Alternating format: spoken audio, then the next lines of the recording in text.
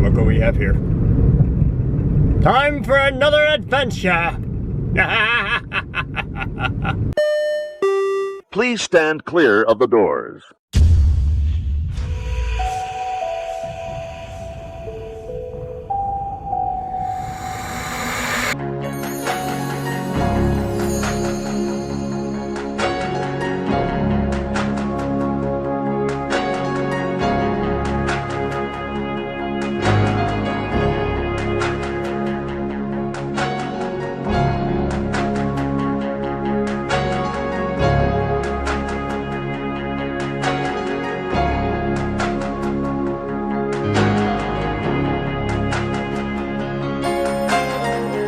Welcome to another vlog. Yes.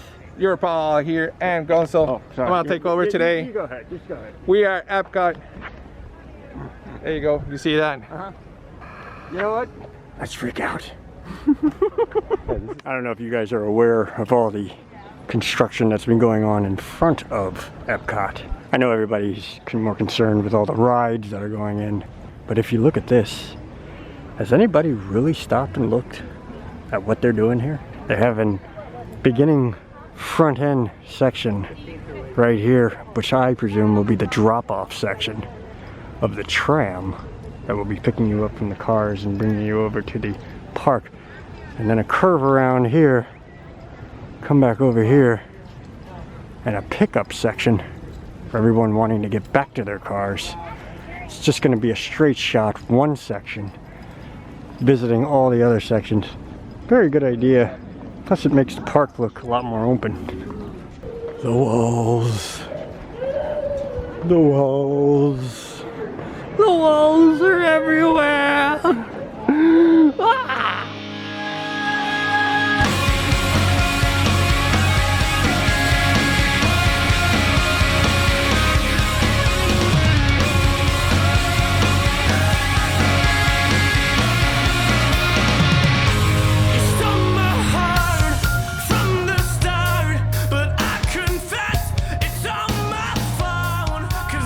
It's been a while since we've been on the land. Yeah, it's been a while. Wait, where's my? Is it the land? Look at this. Listen to the land. He's cutting my. It's not picking up right there, is it? How about that? Okay. I just don't like to hold it out. One time I punched somebody's face. Once again, front row Gonzo strikes again. Oh. No seatbelts? No seatbelts? And do yourself a favor if you want a different perspective. Check out Gonzo's channel. He's going to be shooting right alongside me, up front. Please keep your hands and arms inside the vehicle at all times. And away we go.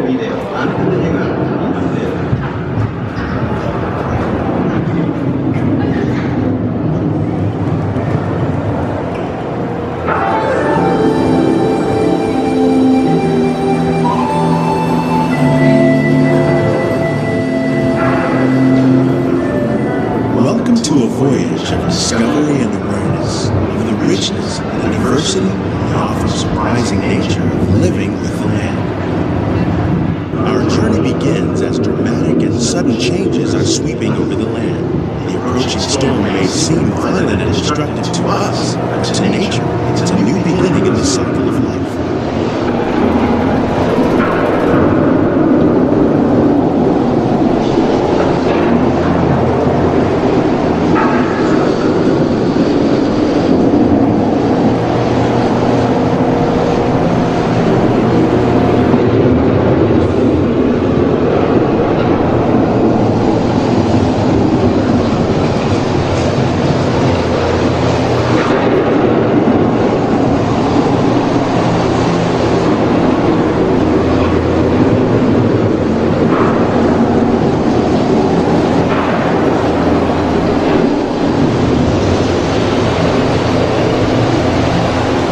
Beneath the surface of the land, roots trap water from the flowing mud, extracting precious nutrients and minerals.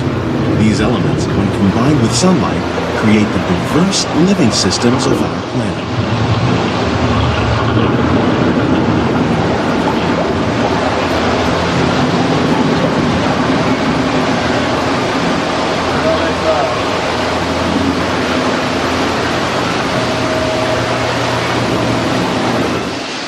One of those living systems is the rainforest, home to the most amazing concentration of life on our planet.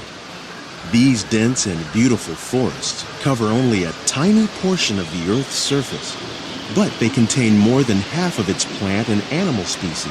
Rainforests are also extremely rich and productive living systems, providing us with oxygen, food, medicines, and other elements essential to our lives.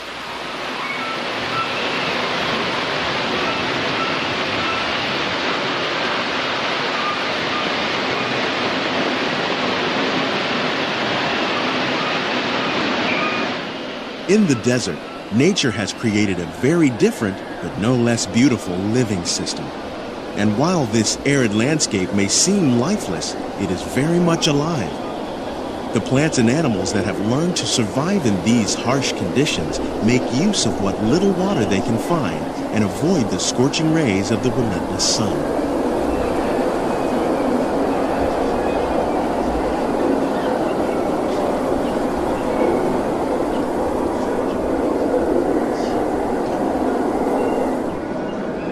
The American prairie once appeared as desolate as the desert, but over time, rainwater and nutrients gradually penetrated the hard surface of this land. Even the hooves of the mighty buffalo helped create the rich soil that would one day become home to the American farm. Of all the forces at work on the land, humans have had one of the most profound effects. The need to produce food for a growing world led to the enormous use and sometimes overuse of the land. In our search for more efficient ways to grow food, we often failed to realize the impact of our methods.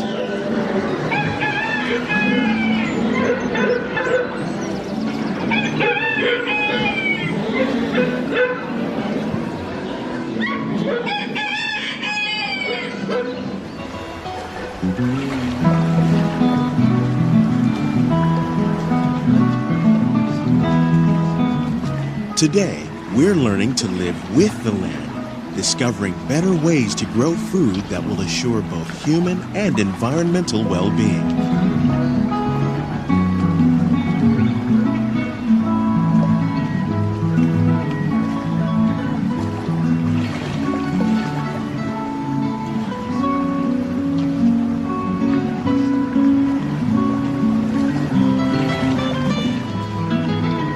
Here at Epcot, we're learning to reduce the need for pesticides by using natural predators like ladybugs and wasps to control pests.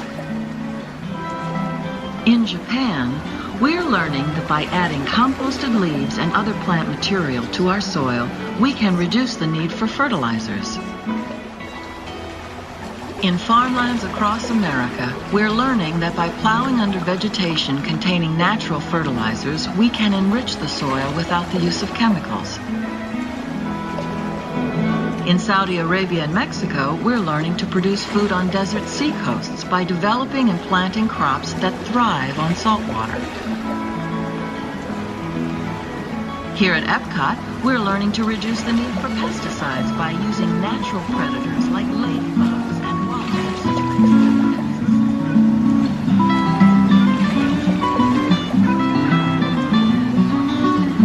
How will we meet tomorrow's growing needs for food production, yet still respect the needs of the land? Some of the answers are being discovered just ahead. To help us maintain these carefully controlled ecosystems, and for your safety, please remain seated in your boat at all times.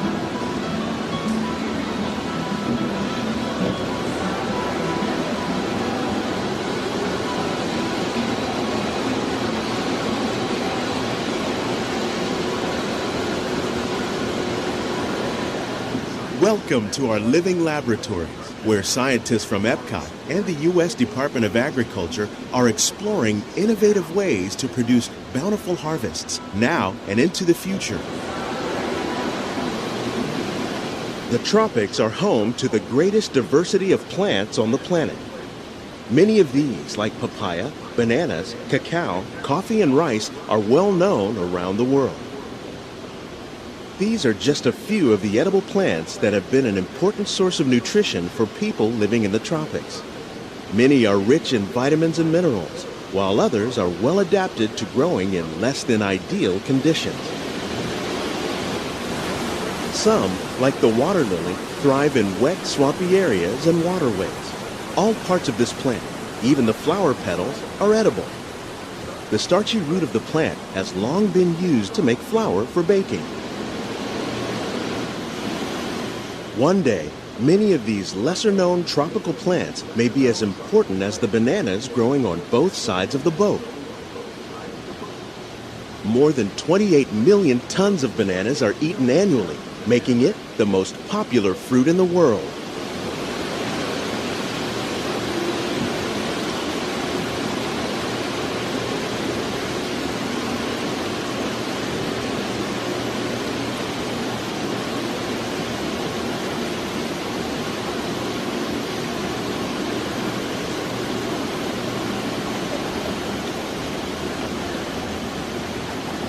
When we mention farming, you probably don't think of fish.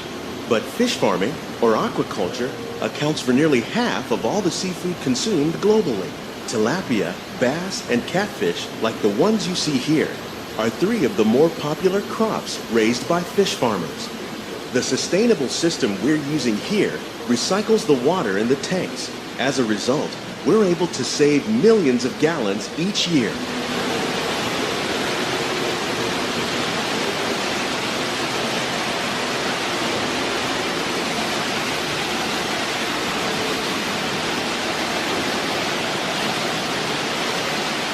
Our small fish farm produces nearly 5,000 pounds of fish each year to serve in restaurants around Walt Disney World.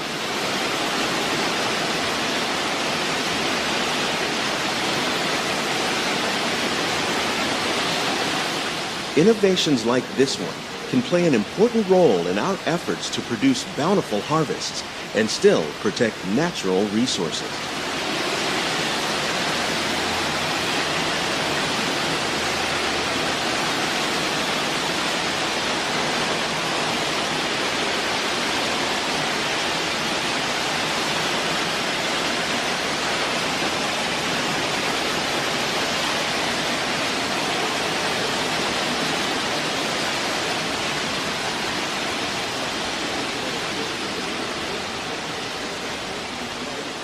While there are more than 50,000 edible plant species in the world, most of us are only familiar with the handful that make up our everyday diet. The common grains growing here, wheat, maize, sorghum, and millet, plus rice, account for nearly 2/3 of our global food consumption. Learning how to increase yields of these staples is an important goal of research around the world.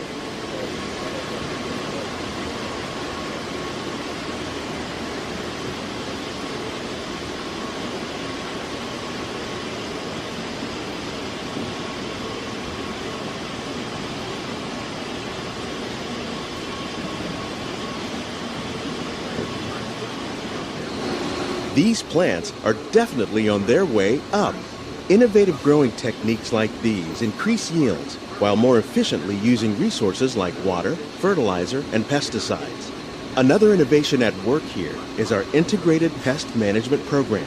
By populating our greenhouses with beneficial insects that prey on harmful pests like aphids and flies, we are significantly reducing our reliance on conventional pesticides.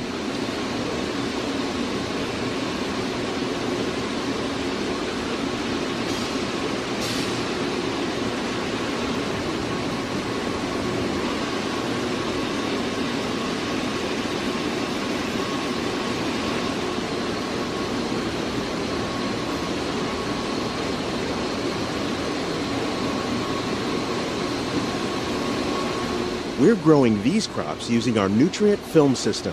This technique precisely controls and recycles water and nutrients.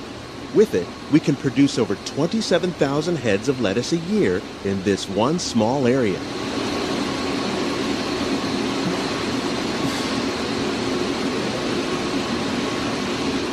Some of our best ideas have been inspired by nature, like these fruit and vegetable trees. By growing these ground plants vertically, we can increase yields and better control diseases. These crops taste as good as they look. In fact, We serve more than 15 tons of produce from our greenhouses in restaurants here at the land every year.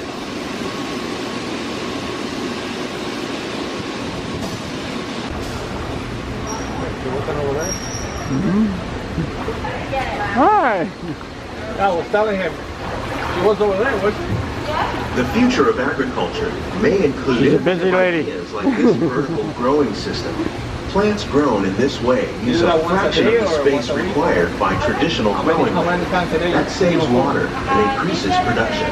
The aquaponics system on your left combines hydroponics with aquaculture. The fish provide a natural source of fertilizer for the plants, and the plants help keep the water clean for the fish. It's another great way to produce more while using less. In our lab, Epcot scientists are working with the U.S. Department of Agriculture on a number of innovative projects. The goal of these efforts is to produce higher yielding and better quality plants.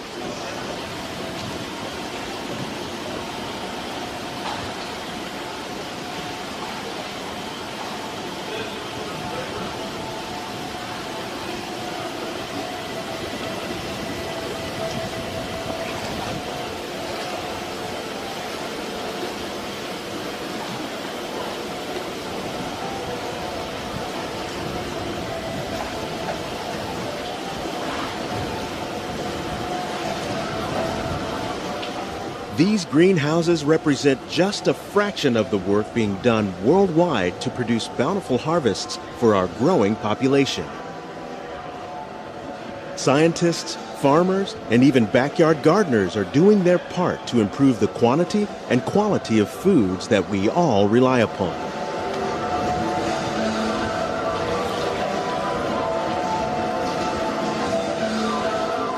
Together, we can continue to find more ways to increase food production and protect our precious natural environment. Only then will we truly be living with the land.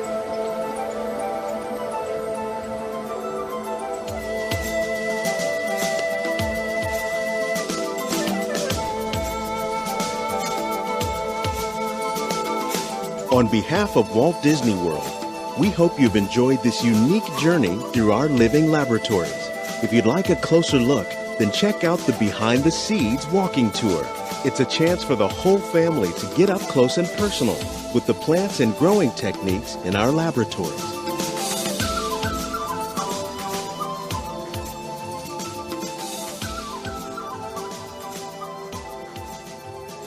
So that's it for your pal Al and Gonzo. Yeah. From Gonzo Adventures. Yeah.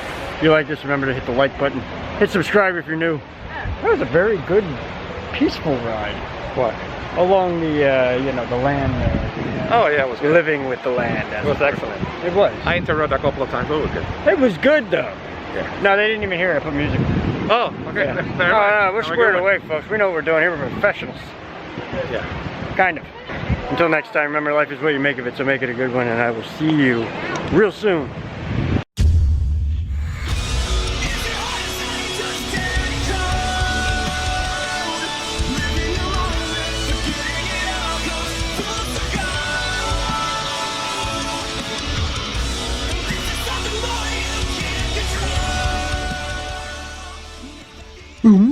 I'm gonna be famous on them YouTube.